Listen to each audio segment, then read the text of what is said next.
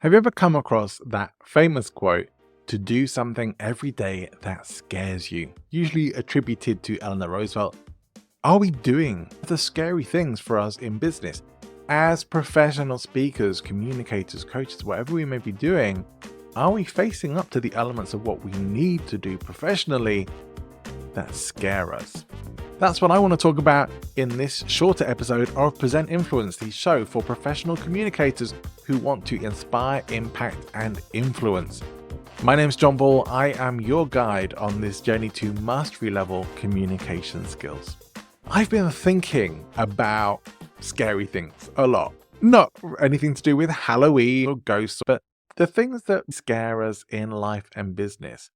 This followed from a conversation I had with Judy Carter a few episodes back, episode 198. If you want to go and check that out, highly recommend it.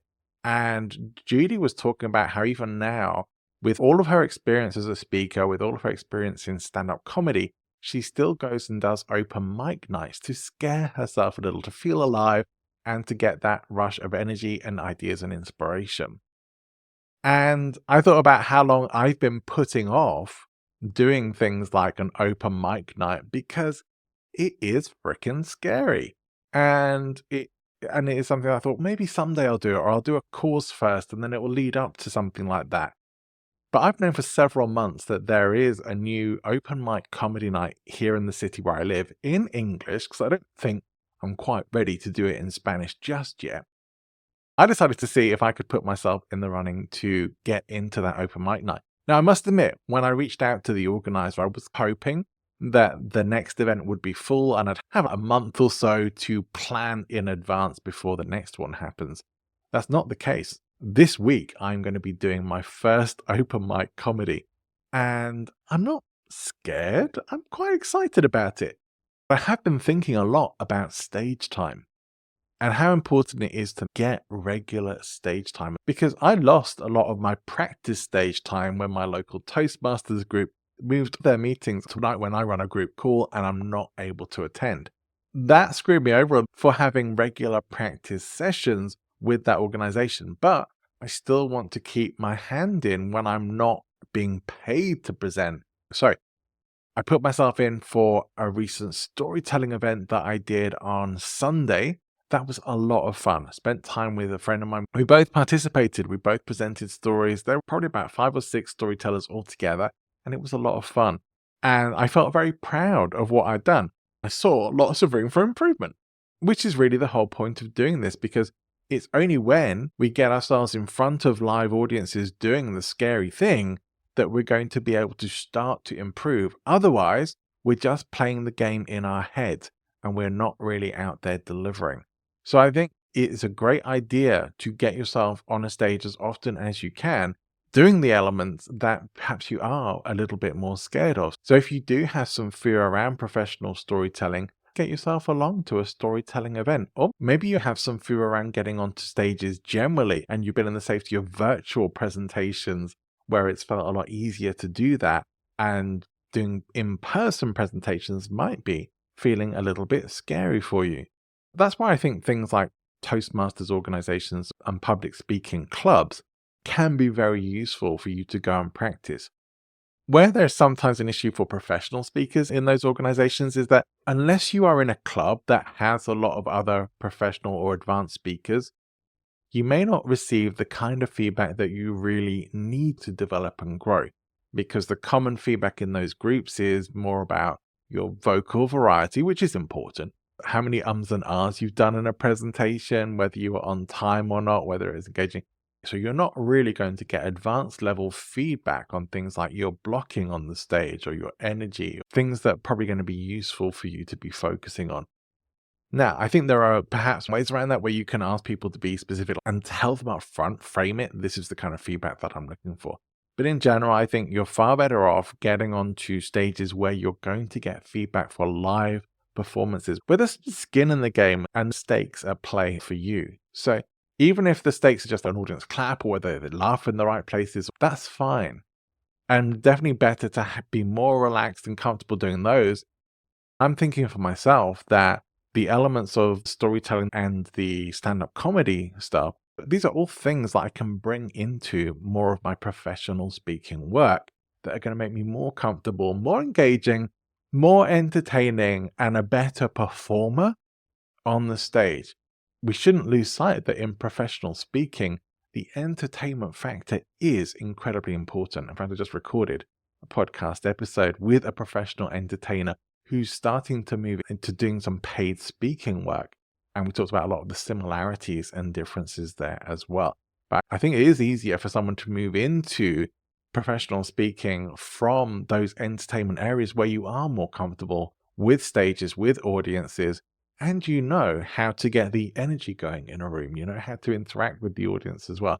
So it's a good transition to be able to make. Even with Judy Carter, when she was on the show not that long ago, one of the things she talked about was it was a great transition for her to move from comedy clubs to corporate gigs. The only real thing she had to change was to make sure it was clean, that you had to deliver clean material.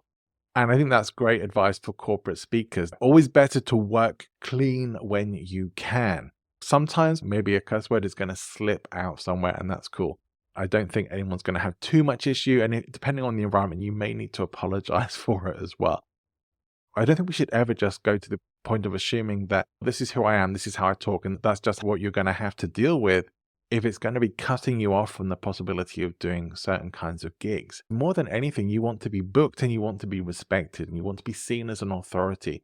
So letting things that could actually affect your public image get a little bit out of hand just for the sake of, I want to do it this way, could work against you. So I think it's great advice to work clean. I like one of the things Judy says in her book, The New Comedy Bible, about write your material with all the foul language you want and then edit it out to perform it. That can be a great way to make sure you still have your voice there, but when you actually deliver this and you're being paid to deliver it, you clean things up for the audiences that you go to. I wasn't planning for this to turn into a lecture on swearing. Talking about doing the scary things, I really just want to talk about doing those scary things because it's easy to start finding reasons not to do them. And there's all sorts of things, whether you're a professional speaker, a coach, a consultant, if you have your own business, there's all sorts of things you may not be wanting to do. Even if you are working for another organization, there may be elements of your job that are available to you that seem a bit scary. This is really about pushing yourself to challenge yourself in positive ways.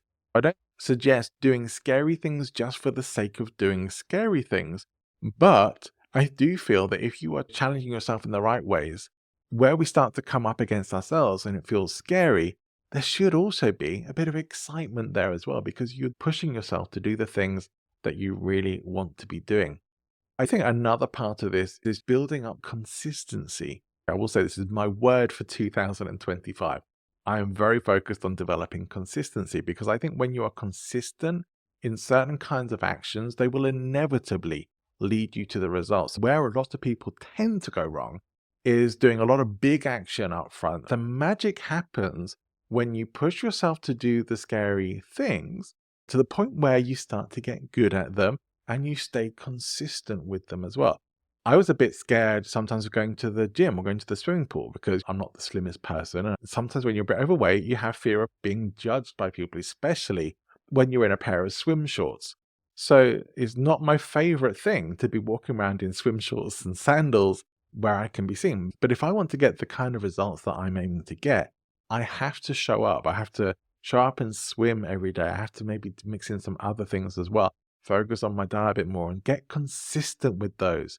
Because one day without eating a chocolate bar is not going to get you a six-pack. I am going to bring you some of the footage of the Story Slam that I was involved in. Going to be doing another one towards the end of this month. I'm doing some coaching and workshopping with the organization that's putting those on. So I'm excited. There's stuff to learn and new people to network and connect with. And this is another thing that I found with putting yourself out there more for these kinds of things of you meet new people, you find new opportunities. Even just now, I was interviewing a podcast guest just before coming to record this, and he was recommending a podcast guest to me. And as he starts telling me about this person, I think, oh, I know exactly who you're talking about, and I would love to have them on the show. Someone who I'm in their network. So we'll see if we can make that happen because it is someone I've got on my guest wish list. So I'm potentially very excited that I'm going to get a personal introduction and hopefully bring them onto the show for you. But I will be bringing you a guest this Friday. And next week, hopefully, I'll be able to bring you some footage of my story slam and of my stand-up comedy experience.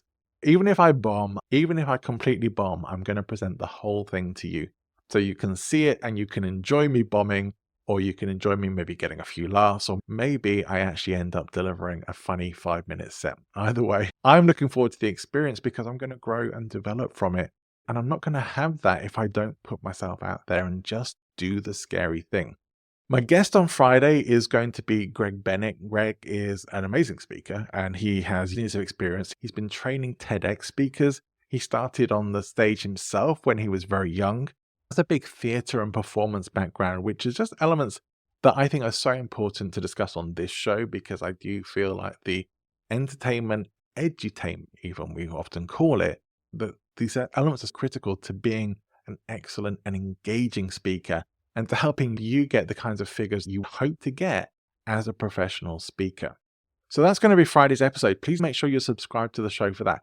If you haven't already checked out my 200th episode with Chris Marr, where we talked about how to be more authoritative on the stage, that was a great episode and really enjoyed Chris as a guest. And his book, Become an Authoritative Coach, is really good. I've thoroughly enjoyed it. Definitely all good stuff. There's no filler content in there, no fluff. It's all good, meaty content in there, so I highly recommend that as well. And make sure you've listened to the episode with Judy Carter from a few weeks ago. Just so many amazing guests at the moment. And I'm very excited for the guests I have lined up. I'm not going to give too much away right now. But I'm going to call this an episode for right now. Thank you for joining me. If you're not already subscribed to the show, please do that. If you'd like to get in touch, then please feel free to email me, john@presentinfluence.com, or reach out on LinkedIn. It's a great place to connect with me. You can also go to presentinfluence.com. There's a contact form on the website if you prefer to do that. If you haven't already taken my Speaker Strengths Archetype Assessment, that is free and available to you at the Present Influence website. So go take the quiz and find out your speaker strengths. Lots of good information in there and some recommendations for places that you might want to focus on for shoring up your speaking skills. That's it for today. Wherever you're going, whatever you're doing, have an amazing rest of your day. We'll see you again very soon.